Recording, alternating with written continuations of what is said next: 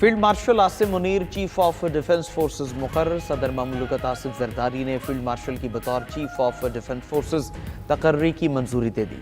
Chief of defence forces کی تقرری کی سمری وزیر اعظم شہباز شریف نے ایوان صدر بھجوائی تھی۔ فیلڈ مارشل سید آصم منیر 5 سال کے لیے چیف آف ڈیفنس فورسز ہوں گے۔ فیلڈ مارشل کو ملک کا پہلا چیف آف ڈیفنس فورسز مقرر کیا گیا۔ ان کے پاس آرمی چیف کا عہدہ بھی ہوگا۔ Air chief marshal Zaheer Ahmed Babar Sidhu کی مدت ملازمت میں 2 سال کی توسیع۔ ایئر چیف کی توسیع شدہ مدت ملازمت کا اطلاق 19 مارچ 2026 سے ہوگا۔ ایوان صدر میں غیر رسمی گفتگو کرتے ہوئے فیلڈ مارشل نے کہا کہ پاکستان اب اونچی اڑان کی طرف جائے گا۔ ملک کی صورتحال بہتری کی جانب گامزن ہے۔ سب ٹھیک ہے، سب آپ کے سامنے ہیں، ملکی امور بہتر ہو رہے ہیں۔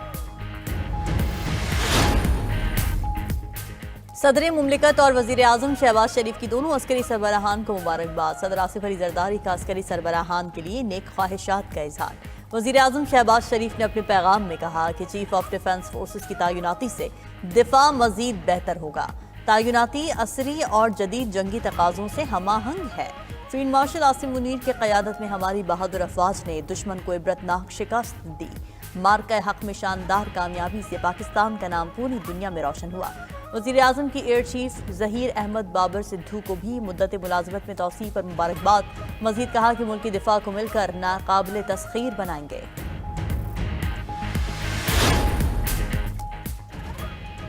پاکستانی قوم کو مبارک ہو، فیلڈ مارشل آصم منیر کی بطور چیف آف ڈیفنس تقرری ہو گئی۔ سینیٹر فیصل واوڈا نے ایکس پر پیغام میں لکھا کہ جیسے کہا تھا ویسے ہی 72 گھنٹوں سے پہلے یہ بات سچ ثابت ہوئی۔ پہلے بھی جو کچھ کہا وہ سچ ثابت ہوا، آگے بھی جو کہوں گا وہ درست ثابت ہوگا۔ اسپیکر قومی اسمبلی سردار ریاض صادقی فیلڈ مارشل کو مبارکباد۔ کہا کہ فیلڈ مارشل سید آصم منیر کی بطور چیف آف ڈیفنس فورسز تعیناتی خوش آئند ہے۔ وفاقی وزیر عبدالعلیم خان کا بھی chief of defence forces Asim Munir کے لیے تہنیتی پیغام۔ سابق چیئرمین سینٹ صادق سنجرانی نے بھی فیلڈ مارشل سید آصم منیر کو چیف آف ڈیفنس فورسز بننے پر مبارکباد دی۔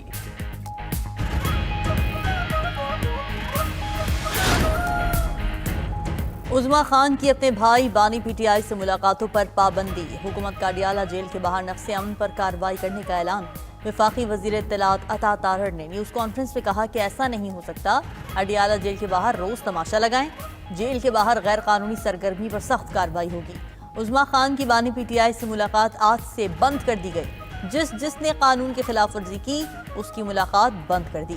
کسی بھی صورت بانی کی انا کے سامنے سرنڈر نہیں کریں گے۔ وزیر قانون اعظم نذیر تارڑ بولے کہ سزا یافتہ قیدی سے جیل قوانین کے مطابق سیاسی ملاقاتیں ممنوع ہیں۔ ملاقات کے دوران سیاسی گفتگو پر بھی پابندی ہے۔ سپروائزنگ آفیسر سمجھے کنڈکٹ درست نہیں تو ملاقاتیں روک سکتا ہے۔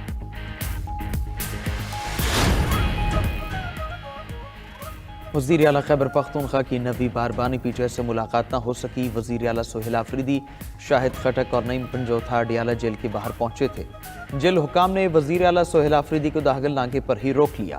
میڈیا سے گفتگو میں وزیر اعلیٰ خیبر پختونخوا نے کہا کہ 9ویں بار بھی بانی پی ٹی آئی سے ملنے نہیں دیا گیا۔ پوری دنیا اس امتیازی سلوک کو دیکھ رہی ہے۔ ادھر وزیر اعلیٰ خیبر پختونخوا سہیل آفریدی اشتہاری قرار۔ انسداد دہشت گردی عدالت اسلام آباد نے سہیل آفریدی کو اشتہاری قرار دینے کی استدعا منظور کر لی۔ صوبائی وزیر مینا خان آفریدی اور ڈاکٹر امجد کو بھی اشتہاری قرار دینے کی کارروائی شروع۔ وزیر اعلیٰ سہیل آفریدی کے خلاف 5 اکتوبر کو تھانہ نون میں مقدمہ درج کیا گیا تھا۔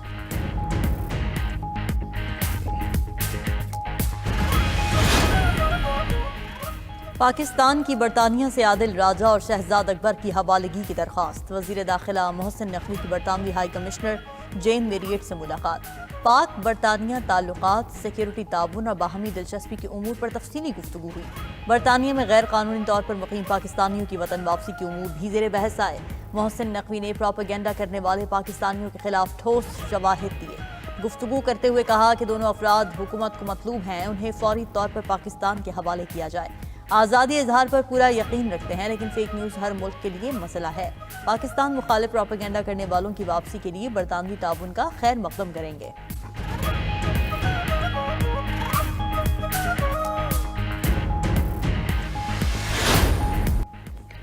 وزیر اعظم شہباز شریف کی کرغز سرمایہ کاروں کو پاکستان میں سرمایہ کاری کی دعوت۔ پاک کرغستان بزنس فورم سے خطاب میں کہا چین کرغستان اور ازبکستان ریلوے منصوبہ خطے کے لیے اہم ہے. کراچی اور گوادر پورٹس کرغستان کے لیے رسائی کا بہترین ذریعہ ہو سکتی ہیں.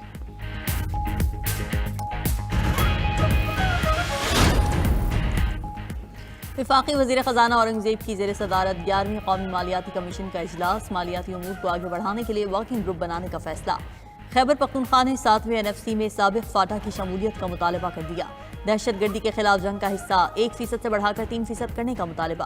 صوبے کا مجموعی شیئر 14.62% سے بڑھا کر 19.62% کرنے کا بھی مطالبہ. KP حکومت نے موجودہ NFC ایوارڈ کو متنازع قرار دے دیا.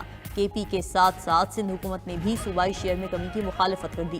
اجلاس میں وزیر اعلیٰ سندھ اور وزیر اعلیٰ KP بطور صوبائی وزیر خزانہ شریک ہوئے.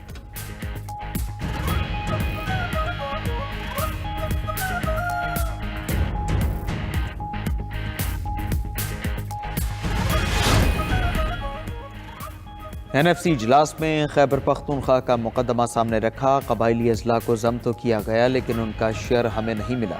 وزیر اعلیٰ KP سہیل آفریدی کی اڈیالہ جیل کے قریب دہگل ناکے پر میڈیا سے گفتگو. کہا کہ میں نے اجلاس میں بتایا ہمیں ہمارا حصہ نہ دینا غیر آئینی ہے. واقعی تینوں صوبوں کا ان کا حق دیا جا رہا ہے, ہمیں نہیں دیا جا رہا. ہمیں ہمارا حق دینے کی یقین دہانی کرائی گئی ہے. اجلاس میں فیصلہ ہوا 8 دسمبر تک سب کمیٹی بنے گی. NFC کا اجلاس جنوری کے وسط میں ہوگا.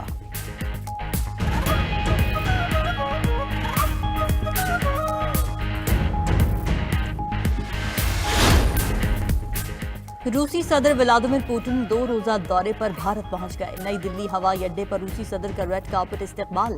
صدر پوٹن کے استقبال کے لیے خصوصی ثقافتی رقص پیش کیا گیا.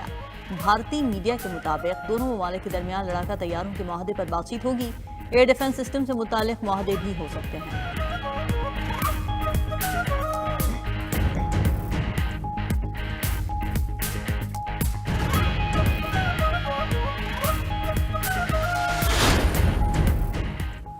امریکی صدر ٹرمپ نے ایک اور امن معاہدہ کرا دیا. واشنگٹن DC میں روانڈا اور کانگو کے درمیان امن معاہدے پر دستخط ہو گئے. ٹرمپ کا کہنا ہے روانڈا اور کانگو کا امن معاہدہ خطے کے لیے بڑی کامیابی ہے.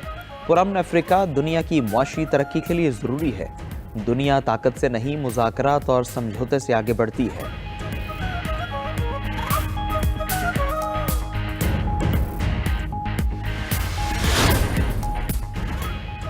ٹرمپ کا ہائی سکلڈ ورکرز کے لیے ویزا شرائط مزید سخت کرنے کا حکم. امریکی میڈیا کے مطابق ٹرمپ نے امریکی سفارتکاروں کو H1B ویزا کے درخواست گزاروں کے پروفائلز کے جائزے کا حکم دیا ہے. نئے احکامات کے تحت درخواست گزاروں اور ان کے اہل خانہ کے سوشل میڈیا پروفائلز کا بھی جائزہ لیا جائے گا. پالیسی نئے اور پرانے دونوں درخواست گزاروں پر لاگو ہوگی. ویزا شرائط سے بھارت اور چین کے ہنرمند افرادی قوت متاثر ہوں گی.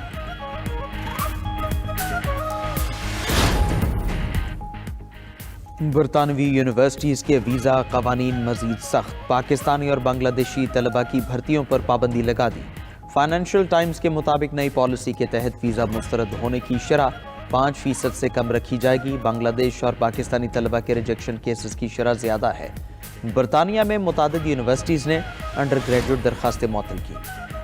بنگلہ دیش کی سابق وزیر اعظم خالدہ ضیاء کو علاج کے لیے لندن منتقل کرنے کا فیصلہ. 80 سالہ خالدہ ضیاء دل اور سینے کے انفیکشن کی وجہ سے ڈھاکہ کے مقامی اسپتال میں زیر علاج ہیں. بنگلہ دیشی میڈیا کے مطابق خالدہ ضیاء کو آج صبح ایمبولینس کے ذریعے لندن منتقل کیا جائے گا.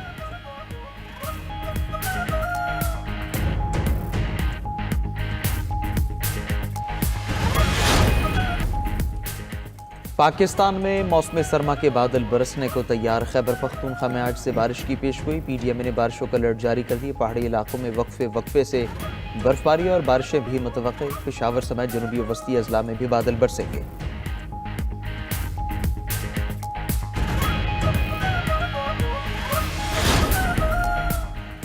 پنجاب میں موسم سرما کی تعطیلات کا اعلان. وزیر تعلیم پنجاب رانا سکندر حیات کا کہنا ہے کہ 22 دسمبر سے 10 جنوری تک تمام سرکاری اور نجی سکولز میں چھٹیاں ہوں گی. تعلیمی ادارے 11 جنوری سے کھلیں گے.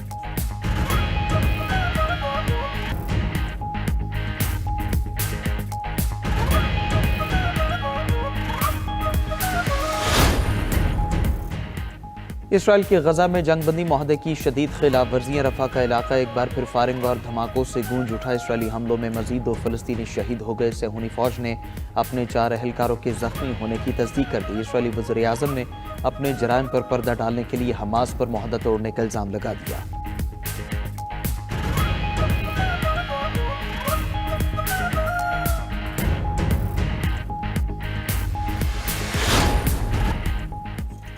امریکہ اور یوکرین کے مذاکرات فلوریڈا میں ہوں گے۔ وائٹ ہاؤس نے تصدیق کر دی۔ امریکی خصوصی نمائندہ سٹیو وٹکوف یوکرین کے قومی سلامتی کونسل کے سربراہ رستم امروف سے میامی میں ملاقات کریں گے۔ یہ مذاکرات ماسکو میں روسی صدر ولادیمیر پوٹن کے ساتھ ہونے والی بات چیت کے بعد ہو رہے ہیں۔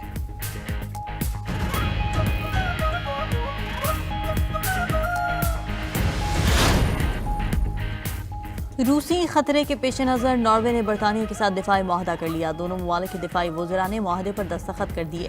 نئے معاہدے کے تحت دونوں ممالک ایک دوسرے سے جنگی ساز و سامان اور ٹیکنالوجی شیئر کریں گے۔ دونوں ممالک کی بحریہ اور فضائیہ ایک ساتھ شمالی اوقیانوس میں مشنز انجام دے سکیں گی۔ چینی ایئر لائن کا دنیا کی طویل ترین یک طرفہ پرواز کا ریکارڈ۔ چینی ایئر لائنز کے مسافر طیارے نے شنگھائی ایئرپورٹ سے اڑان بھری۔ پرواز کا چین سے ارجنٹینا تک فاصلہ 20,000 کلومیٹر تھا۔